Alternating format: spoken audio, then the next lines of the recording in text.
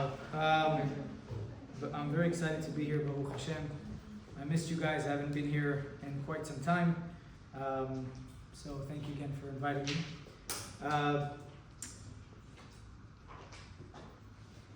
I'm young as a lot of you guys in here. I'm not trying to compliment myself. I'm just giving you a statement of truth.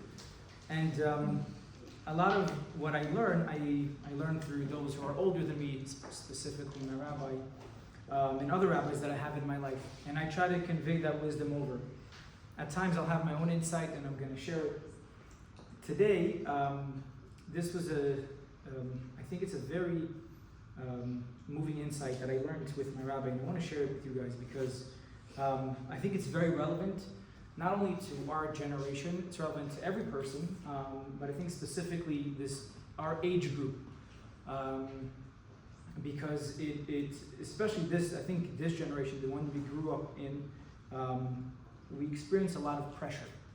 And that's not to say that previous generations didn't have pressure. They probably had more pressure, but I think they maybe had possibly better tools to manage pressure. Maybe the lifestyle they grew in, etc. So let me kind of begin and telling you what this week's parasha talks about. And it's a very interesting story where the Jewish people in last week's parasha, they camped outside of a place called Moab. And near that place, there was a city which was ruled by a king called Balak. And Balak was a classic Antisemite who hated Jews. Why did he hate the Jews? Because Torah said the Jews were numerous. He actually found the Jews to be repulsive. And it's maybe some other time we can discuss it. You don't like someone because they're numerous. And that level of hatred that he had, he took it to the next level. Because he understood the Jews were defeating every single country on its path to Eretz Yisrael. And he said, okay, I can't defeat them militarily, I have to find a clever way to do it. So he decides to hire someone by the name of Bilam. Bilam was a real wicked person, in which he had the ability to tap into certain forces that, let's call them, there's kosher forces in the world and there's non-kosher forces. So non-kosher forces may be, I guess, a form of black magic, right? Like that's just kind of way in which I can explain it where it's relevant. And he had certain abilities. He knew the split or 1/10 of a second when God gets upset, and he took that opportunity. It's a specific time of the day, the Talmud discusses it. He knew exactly when that was, and if he hated somebody, then all he had to do was just curse them at that split second, and that curse would actualize in reality, and that person would likely be defeated or destroyed. So Balak says, I have the perfect guy. Let me hire him. So Balak sends his messengers, these mercenaries, and they said to him, Balak wants to hire you. He wants you to curse the Jewish people. They're coming closer. We're going to wage war. We know we can't beat them militarily. We need your services. Bilam says, nope, can't do it. Not happening. Can't do it. He says, let me go to sleep. And he goes to sleep, and when he sleeps, he connects in an impure way to God. And so, because it's possible, there's a way in which you can connect to I'm not saying all are like this, but today maybe you've met people who, they do have beards, and they do have yarmulkes, and they do have maybe certain capabilities, quote unquote, and they can tell you certain things, and they can tap into certain things about you, and they tell you things about you, your family, and even your maybe who your grandparents were. It's a bit scary to what level of precision they can reach sometimes, and that's how that's how they get you. They get you, but they know stuff, and you're like, whoa. And then you begin consulting with them. That's not the way of the Torah. I just want to put it out there. And so Bilam got a message from God, and God says, you can't curse the Jewish people. Not happening. I'm not allowing you to do it. He tells them the next day, sorry, not cursing the Jewish people. Guys, go take a hike. Okay, they do it. They go back to Balak, they say, hey, he's not willing to curse the Jewish people. Then Balak says, okay, let me send my prominent mercenaries, the important ones, the important messengers, and they say, look, we're going to offer you a lot of money to curse the Jewish people. In fact, a lot more than before. So the rabbis tell us that Bilam, when he heard it, he said the following. The pasuk says, even if you give me a house full of gold and silver and all the money in the world, I'm not doing it. I can't do it. God says no. And by the same token, by the same breath, Bilam is in a conversation with Balak. He's playing a game with him. He's telling him, look, I can't curse the Jewish people, but if you really, really want to win, you got to hire me to do it. So in other words, he's demanding high level of payment, and what Balak wants out of it is to curse the Jewish people, but at the same time, he can't do it. But he's telling Balak, look, you can go the military route, you may win, you may lose. With me, it's a guaranteed win, but at the same time, his hands are tied behind his back. His greatest superpower he cannot use against the Jewish people.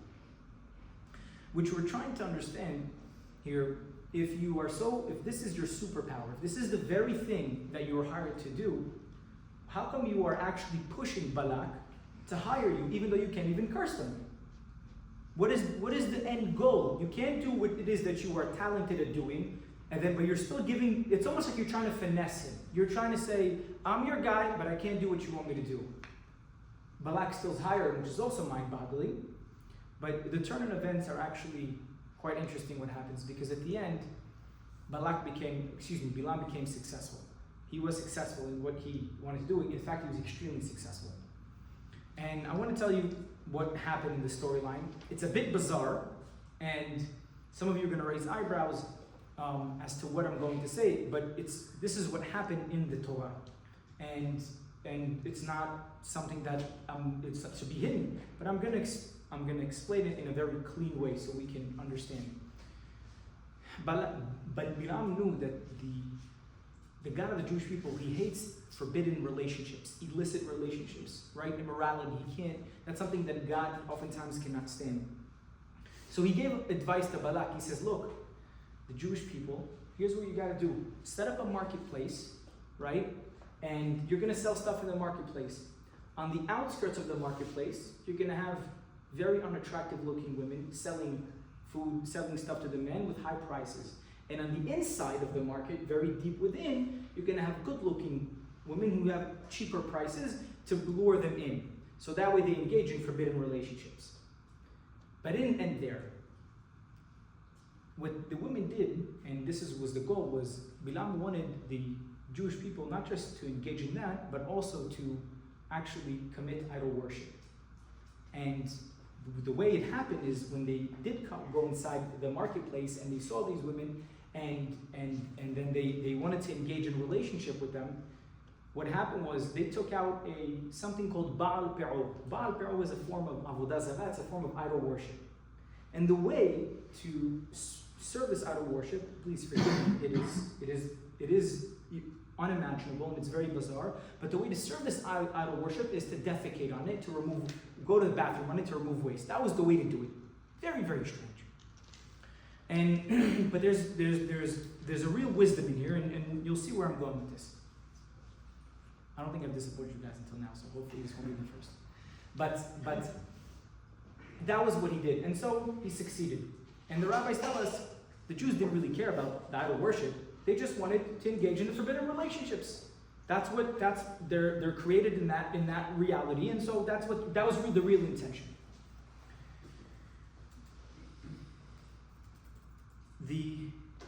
What we're trying to understand here is, why would the Jews do that? Why would they engage in a form of idol worship?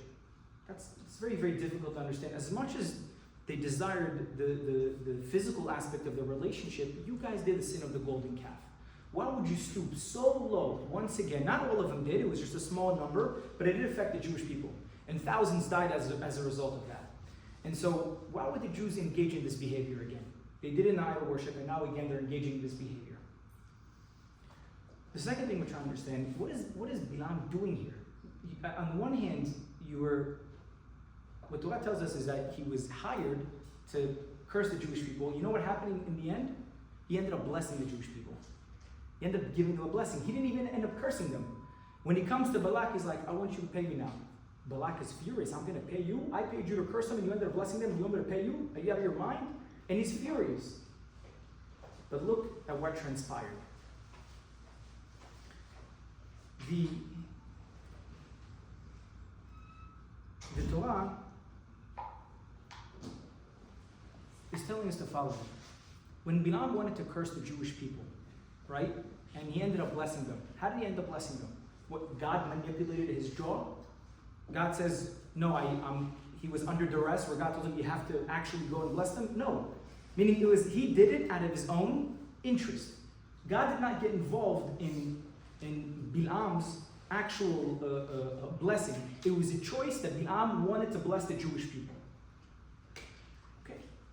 So we can't think that God actually manipulated his jaw to say a blessing. What was the real intention of Bilam here?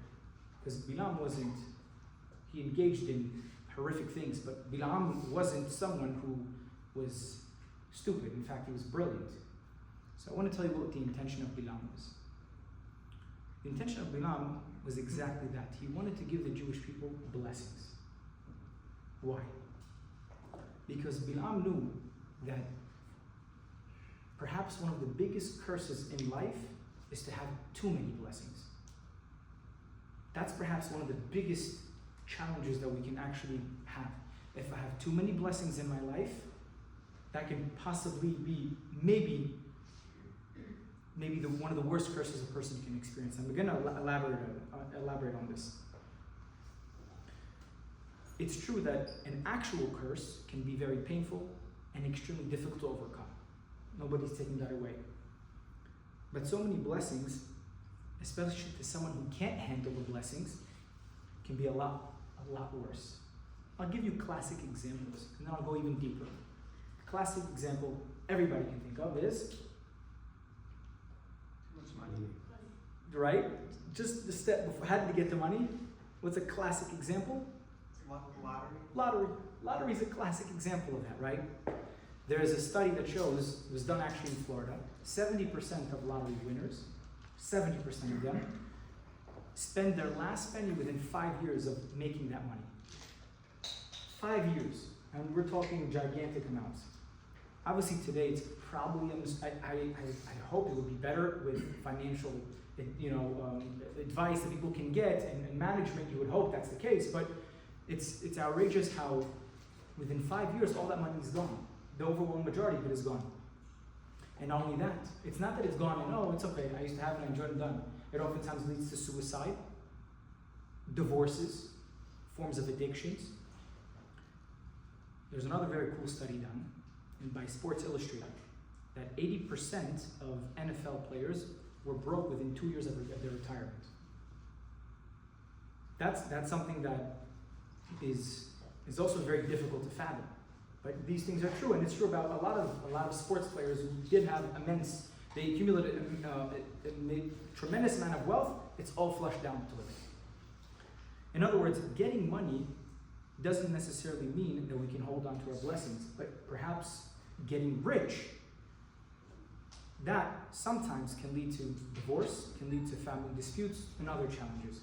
I'm not here making a case against money. We love money.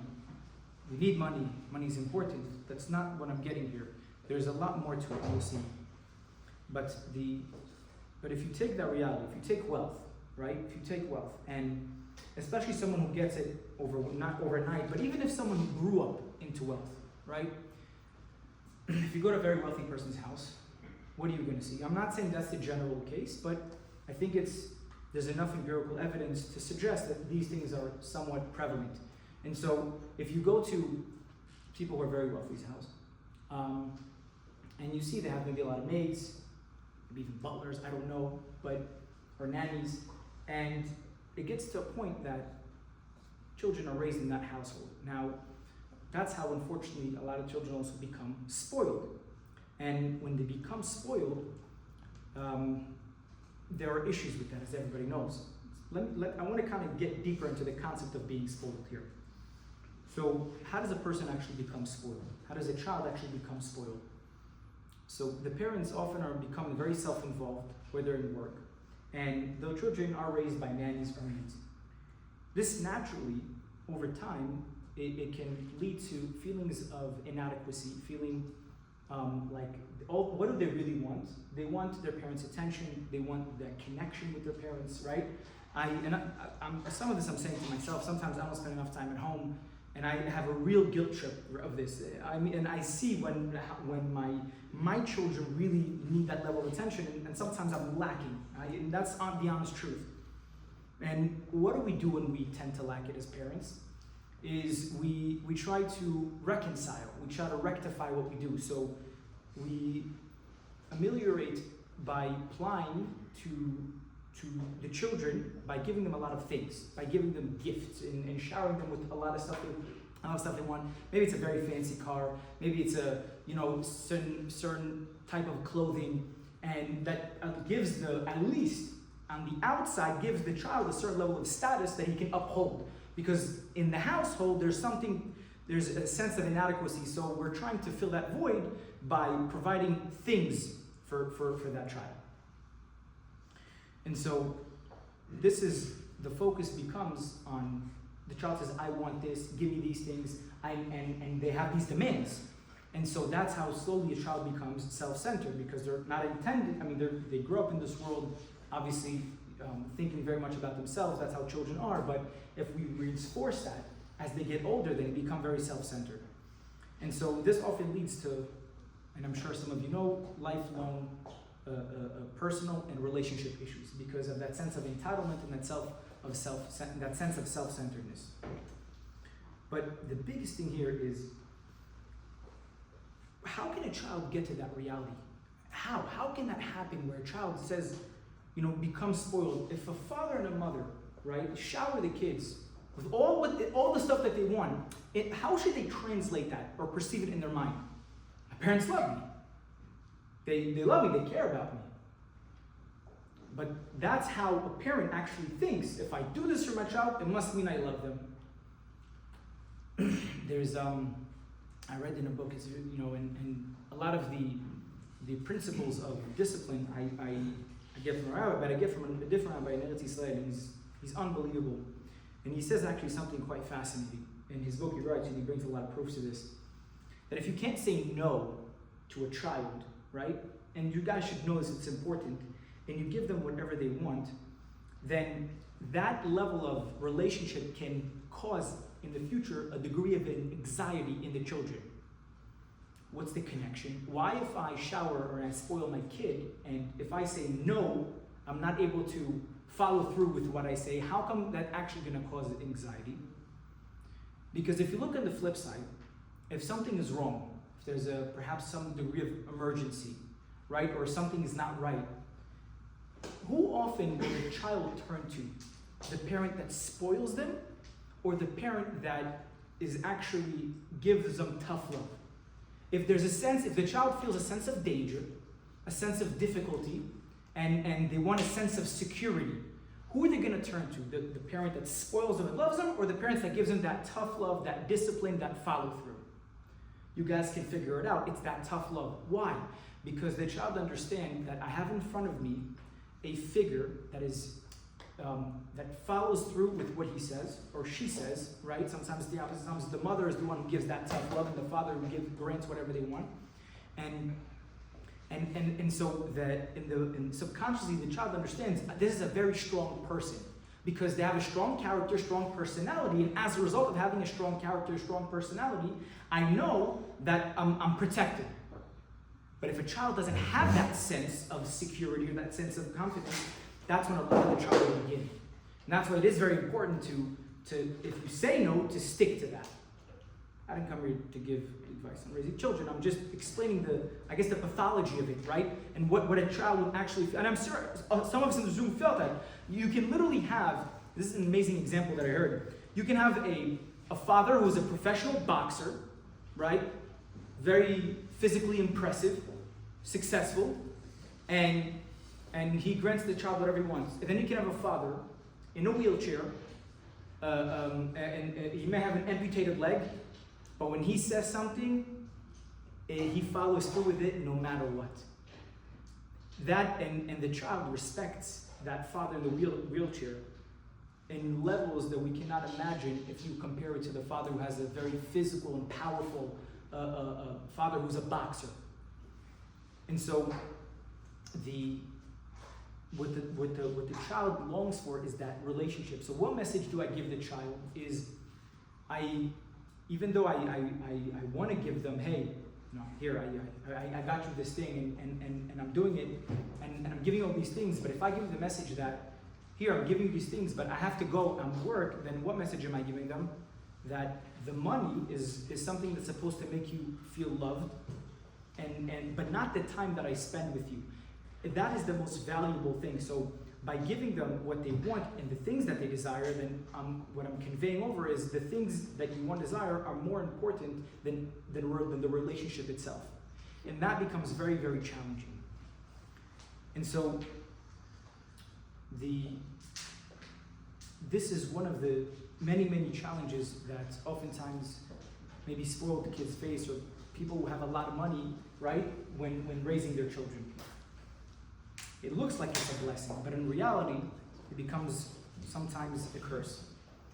Another example.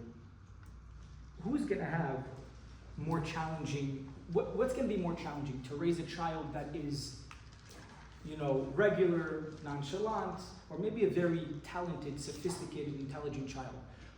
What's going to be more of a challenge? Which type of child we're raising? The very smart, super high IQ, very talented child? Is it going to be easier to raise a child like that? Because think about it, the child goes to school, he finishes school, homework in 5 minutes, gets all A's, boom, boom, boom. A regular child needs to put in the work, the 30, 45 minutes, an hour study. He has to do what everyone else is doing. But the brilliant one, what happens to him? Everything is easy. Everything comes easy for him. There's no real sense of effort. There's no real sense of I'm working for something great here. So oftentimes these children really, really struggle. And they can be brilliant, but they really, really struggle. I'm not saying they all become degenerates. That's obviously not the case. But you'll find that it's a common theme among children like that. Which means being that level of talent or that level of intellect, on the outside it looks like it's a blessing. But oftentimes it could be a real challenge that quite possibly might be the curse. Now, what happens to someone like that? If someone does have that specific status, then the level of expectation is oftentimes burdensome and maybe overwhelmingly burdensome. That level of expectation of someone who has that level of intellect or has maybe those skills. And so that level of expectation is what makes it very, very difficult.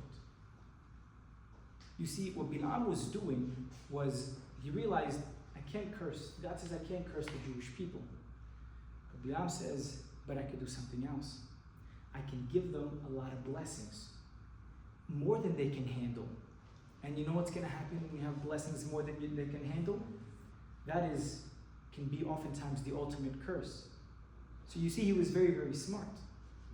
And so and later on the Gemara says that one of his blessings did turn into a curse. Perhaps maybe that's the meaning. But what he wanted to do is he wanted to give the Jewish people, Bnei Israel, a lot more than they can handle. And so that essentially was the goal, so he can actually destroy them. But what is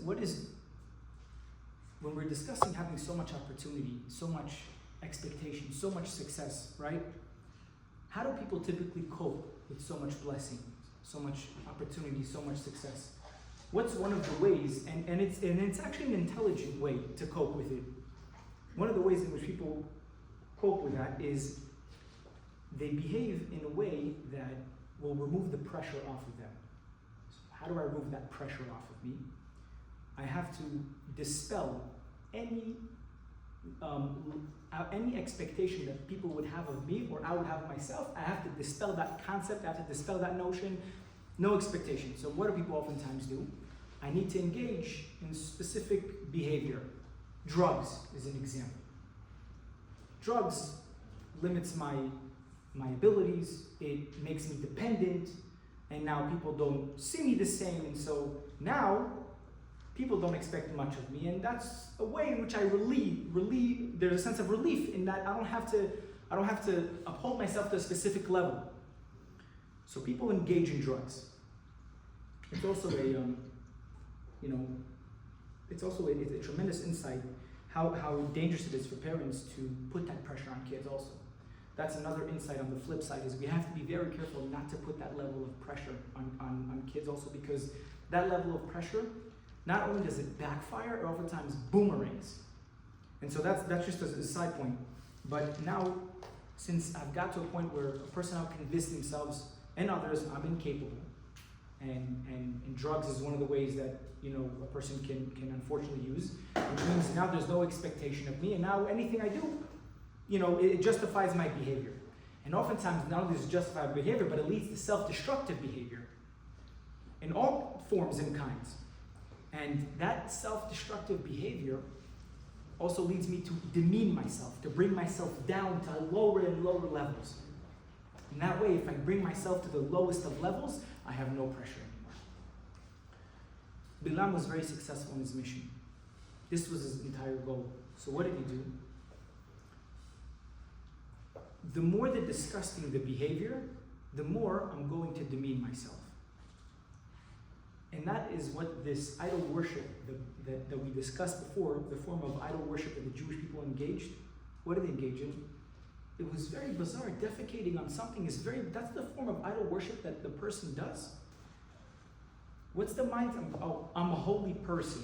Ha ha ha. No, I'm an animal. I'm an actual animal. And if I'm an animal, then I'm a machine that just creates waste material. And if I'm a machine that creates waste material, and I'm a low form of an animal, then essentially I can do what I want. I don't have to answer to anybody.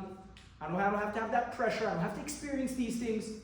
And so all these quote-unquote blessings, right? I don't have any responsibility towards blessings or these opportunities that I have in my life, because I can do whatever I want with them. But I need to make sure I bring myself down. I lower the expectation of myself very down, and have others perceive me. That way I can engage and do whatever I want.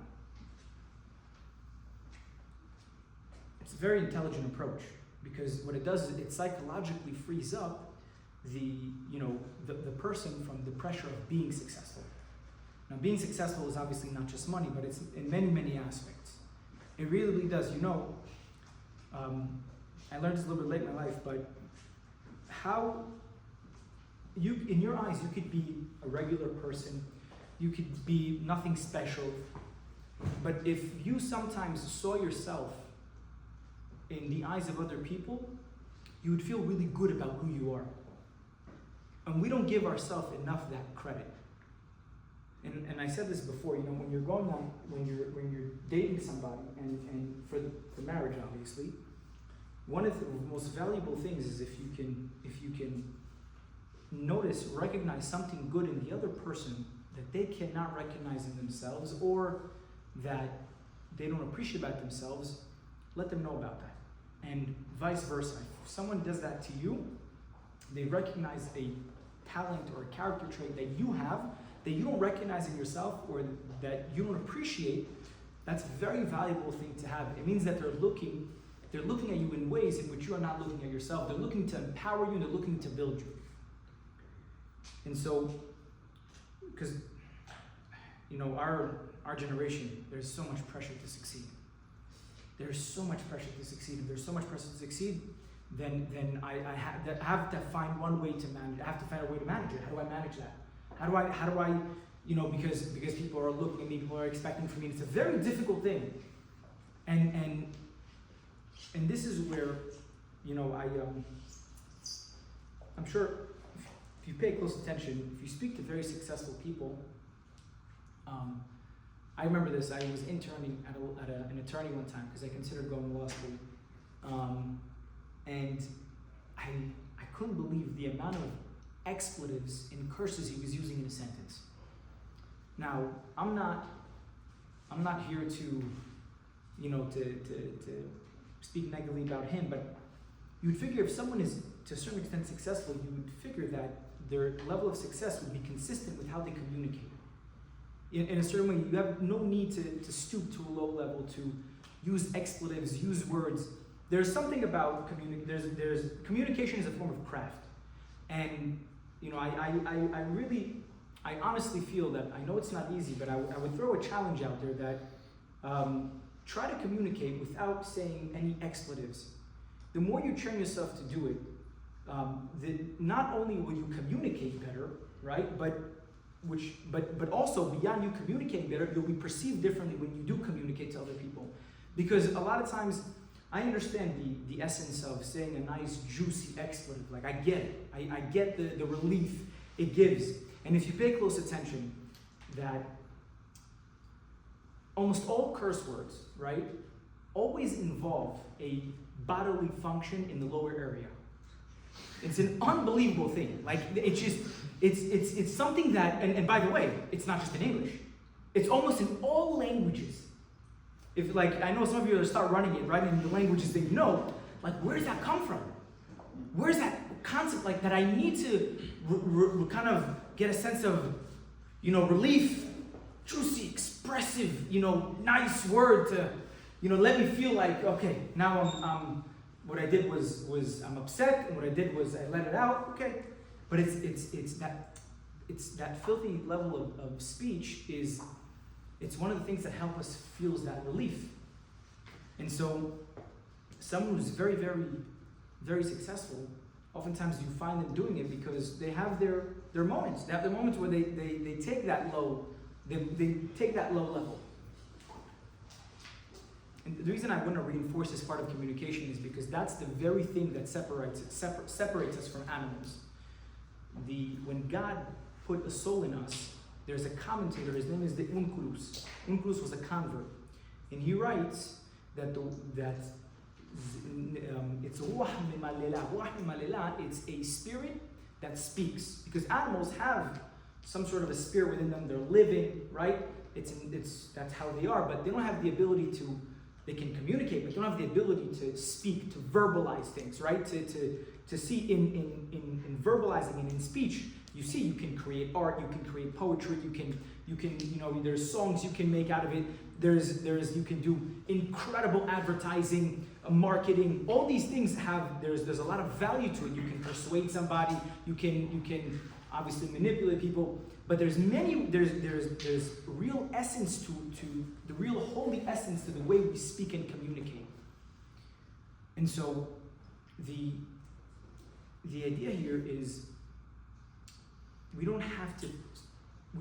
as much as we have a struggle and we have something that we're struggling with and we have the pressure of success, we don't need to stoop to that.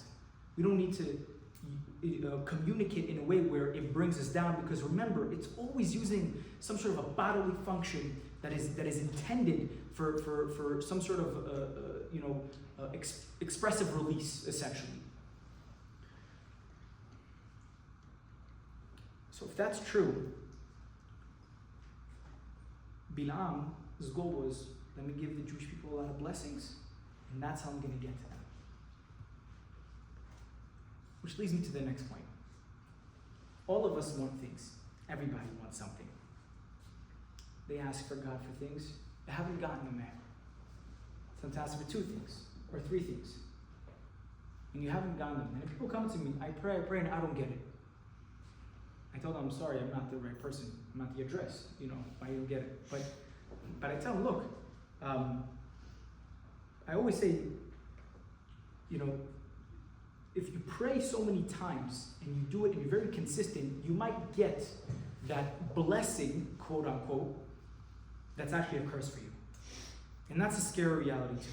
If you're very persistent with it, right? If you really, really want it and it's not good for you, but you really, really want it, and you go after it again and again, you might actually get it. And that's a scary reality, because God gives us that ability.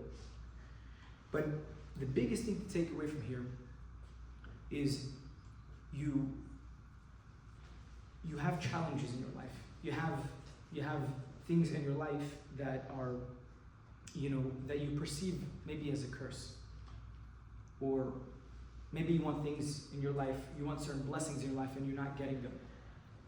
The reason Hashem doesn't give them to us, because a lot of times that very thing can actually be a curse to us. That blessing in our mind can actually be a curse. It can actually be a curse for us. And someone would say, well, I'm going to get married.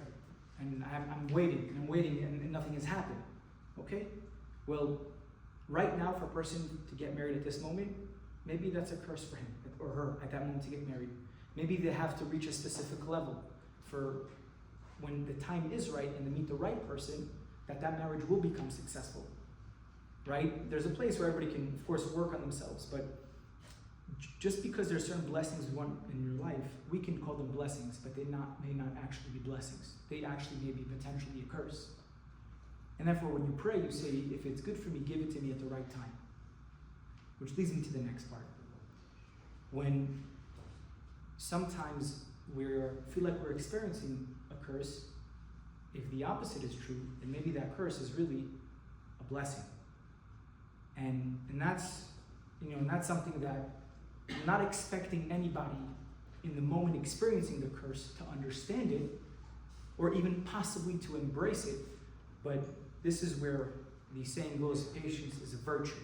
It's worthy for a person to actually, get through that phase and find ways to strengthen, herself or himself in that reality, right? Because it feels like a curse, but this can very much be a blessing. Someone spoke to me early this week. Sorry, it was actually Friday. They told me they lost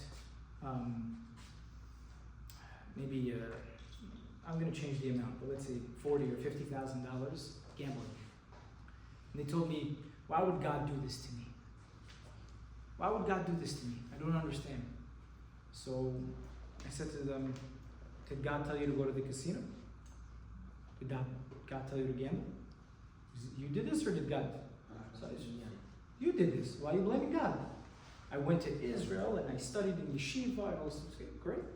You did great things, but you walking into the casino, why are you pointing your failures and you blaming them on God? You did this. You can't go blame God. And I told him the following. I said to him exactly this, that the $60,000, he doesn't really, the $50,000, he doesn't really come from a family of means. He worked hard to save all that money, but he blew it on gambling. I told him, look, young guy, the $50,000 that you lost, I actually think it's the biggest blessing in your life. He thought I was crazy. I told him, look, you can dig yourself a deeper hole. It's okay. I'm not telling you what to do. I'm always here for you and I love you no matter what. I support you. I'm here for you. I'm not judging you. But this is an opportunity for you. You could take it and convert it. You convert it as, okay, I messed up. Go again. Work hard again. Save some money. And you're a lot wiser now. But it's like a once in a lifetime moment right now that you really take advantage of. You messed up. Okay, fine. You did the wrong thing. Fine. It's painful. I get it. I'm not taking anything away. You stayed. You worked hard for 2-3 years. I get it. But what are you going to do with it now? So if you perceive your curse as a curse, then you're just going to do what we said before. You're going to unfortunately see yourself as an animal and behave in that way and engage in self-destructive behavior, and you're going to want to numb that guilt that you carry and perhaps engage in drugs. And it's a very ugly road. Or you could say, you know what? I'll bite the bullet. I'll take responsibility. It's my fault. This is an opportunity for me right now. What do I do with it? And this is where I'm going to conclude and say that we look at other people's lives and we do see a lot of blessings. And we should generally wish that upon other people. They should have all the blessings in the world. And that doesn't mean that their blessings is the blessings that we want in our life, because we don't know what goes on in people's lives. We don't know, the rabbis say, En Adam yodea ma belev havero. You don't know what's inside a person's heart or your friend's heart. You have no idea what people experience. They have theirs, and as much as the grass looks green on the other side, every person has the amount of blessings that they themselves can handle. And there's a level of blessings only that we can handle that is tailored fit for us. And guess what? There is sometimes more blessings that we can handle, but we haven't. We can get to that level, but we haven't put in the right amount of effort to get to that level. We haven't done what we're supposed to do to get to that. And the blessing is there, and we can handle it. It can come into our life, but we even haven't taken that steps that we need to take, or we haven't done what we needed to do. But everyone has their level of blessings in life that they can handle. If you ask more of it, you may not be able to handle it. And if you can't handle it, sometimes one extra blessing can sometimes be perhaps the biggest curse. And I think the examples I showed was, the classic is in money, your lottery, or wanting to marry a very specific person, even though that person can be very toxic and destructive, whatever it is that's something that I think we should really grasp onto. And that's what Bilam was doing. He says, what can I do to the Jewish people? Because I can't beat them. But I can do one thing, I give them all the blessings. If I give them all the blessings, they can't handle it. If they can't handle it, they're going to get to a point where how are they going to cope with it? They're going to stoop very low. And since they're going to stoop very low, they're going to engage in self-destructive behavior and do bizarre form of idol worship and engage in forbidden relationships. And that's how we can defeat them. Now, he was partially successful, but he wasn't fully successful because at the end, it was just a small number, it wasn't a big number. But just always remember that every person has their level of blessings that they can handle and those that they cannot handle. And over time, you'll be able to handle more and more. And not every single curse is an actual curse. Some curses are actually, some that we bring upon ourselves, God forbid, we don't want that. But other ones, it's a really an opportunity. That curse is a really opportunity. We can perceive it as such, but it's a really opportunity. We want to take advantage of it. Are there any questions? Yeah. You mentioned coping mechanisms for external pressure. Yes. Could you explain that? Mm-hmm. Give them a few. Sure. So, if I feel that people have a certain expectation of me, right, to do certain things, and because I don't want to use myself, but a person has a certain level of expectation, and they're talented, maybe they're very clever and they're smart, and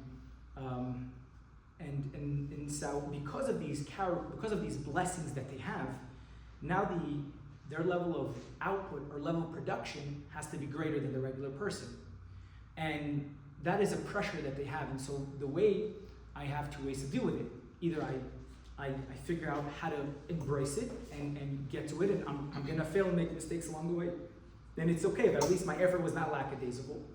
And then the other is I can't handle this; it's too much for me.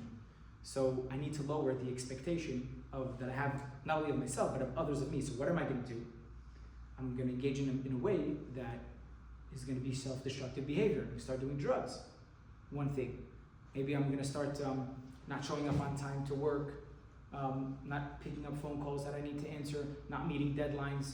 I'm going to behave in a way that reflects on the outside that I just don't care, don't tell me what to do.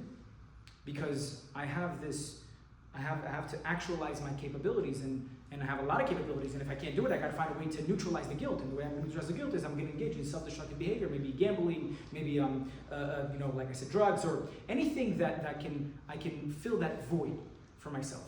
And that is a way in which I can cope with it, because it numbs me. It makes me feel like I don't have to do it. I don't have to do it, and I don't have to manage the guilt. And people's expectation is going to be very low of me, and therefore I don't have any more pressure. A follow-up. Sure.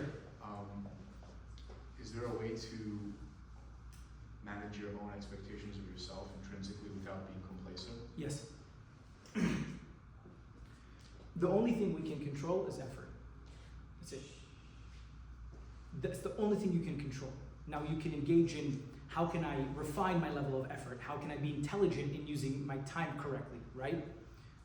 Time is another thing. Time is another thing that having a lot of time is a real blessing. Like, that's huge, right? And we have that in this generation. Although we feel like we don't have time at all, we have more time more than any other previous generation, especially with technology. We just don't know how to use it properly.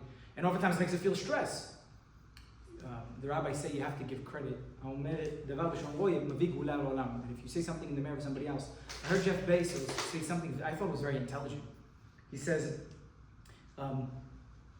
action does not make you stressful. It's inaction that makes you stressful. It's not doing what you need to do that makes you feel stressed. And I thought it was very intelligent. It's not that I'm doing something. I'm not going to be stressed. Okay, I'm doing something. Okay, maybe I got to figure out a better system. But at least I'm being productive. I'm doing something. I'm not just sitting back doing nothing. But inaction, now I feel very stressed because there's something in me. And so of expectation of myself is how much effort I put into something, and I'm not in control of the results. The minute if I think I'm in control of the results, that's when I begin to, I think to a certain extent, you can even psychologically abuse yourself. But the second is I have to put in my effort, I gotta do it intelligently, and I'm letting go. The rest is not in my hand. As long as I'm not lackadaisical in my effort, that's fine. That's I think that's perhaps I measure myself based on effort. Perhaps that's the best way to deal with the expectation that I can have of myself. Yeah. I have two questions. Yeah. The first one is, is there a way to tell if something is a blessing or a curse? Is there a way to tell if something is a blessing or a curse? So, I think that what we do with it is oftentimes a telling sign. Meaning, if a person comes from a very resourceful family, right, and they or a lot of means, and doesn't have any wealth, maybe be connection or very respected family, and how do I use that? Now, do I use it in a way in which I try to get away with murder, meaning because I come from this family, then I'm privileged, and so if I use that, then that means I'm training myself to become irresponsible, and I'm training myself not to take responsibility for my action.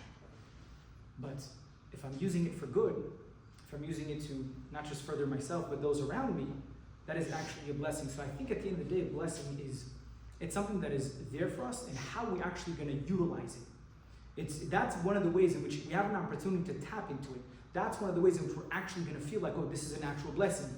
Because a blessing has to also be connected to a level of my production. What am I doing with what I have? What am I doing with my time, right? And I'll give you a prime example. Everybody's time in this world has an expiration date, without exception.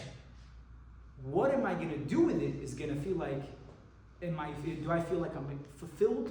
Do I feel like I'm satisfied with my level of production? Am I using my time correctly? Or am I just squandering it away and not doing any of my time, and therefore I feel very low? So it's what I do with it, it's how I utilize it is a lot more than, it's how I'm going to really experience whether it's a blessing or a curse. Okay, thank you. And then the second one is there a way you're supposed to be careful when you ask Hashem for a blessing for somebody else? Meaning, could you accidentally bring something bad on someone else by trying to bring something good for them? So I'll say this in this way. I don't know if I said this to you guys. Yeah, I did say this to you guys a couple weeks ago. But I'll say it again. I think it's still worthy to say it. I know of a rabbi who has all of his children are very, very successful. And I asked him, I said, hey, what's the secret sauce? You share the wisdom, share the wealth. So he said, tefillah, prayer. And he's a genius, going. I love the answer, but I didn't feel satisfied. Well, what do you pray for? Can you tell me? He says the following. He says that that their fear of God will be greater than their intelligence. And that humility should be the crown to their name and to their head. And that they should marry to do the will of Hashem. That's it. That's exactly what he's in these words. And that gave me a lot of chizuk. And with that being said, is you want to pray for something for somebody is, there's certain things that make sense. If I have a sibling and they need a soulmate, I'm going to pray for them to have a soulmate. But I'm going to say, give them a soulmate at the right time, right? And the one that's right for them. But I'm never going to say something specific. Mm-hmm. That's the proper way to pray. That's the proper way to direct your energy, your thoughts into that person. In that format. So you don't ask for something specific because you don't know. You have no idea. Because a certain career path maybe is not good for a child than what a parent expects of them. Maybe there's a better one that's suited for them. Right? So that's something that, sometimes the child can very much be on the same path as the father. If the father's an attorney, so is the child's going to go that route and they connect. If he's a dentist and his son's a dentist, so on and so forth. That can oftentimes happen, and there's some basis for it in the Torah as well.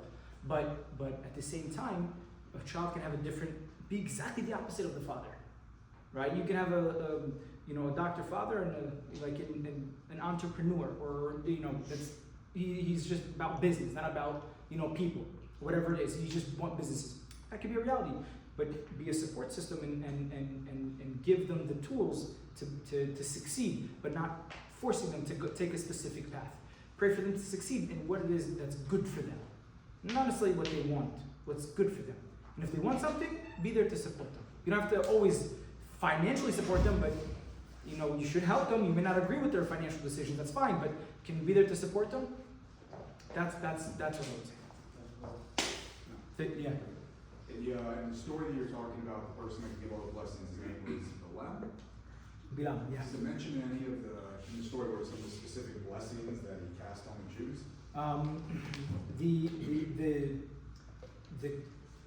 I think the Gemara goes into detail of it, but what the Torah tells us, and we can look at this in detail later, but Torah tells us in the Talmud, there is something that he did say. It's missing from me in that moment, but I'll get it later. But that what he said was that he gave them a blessing that it did turn into a curse. So the type of blessing that he gave them, there was that blessing. It's just missing from me. But it's a good question. I'll get it. I know we would. John's my brother-in-law. Yeah. That was a good question. Any other questions?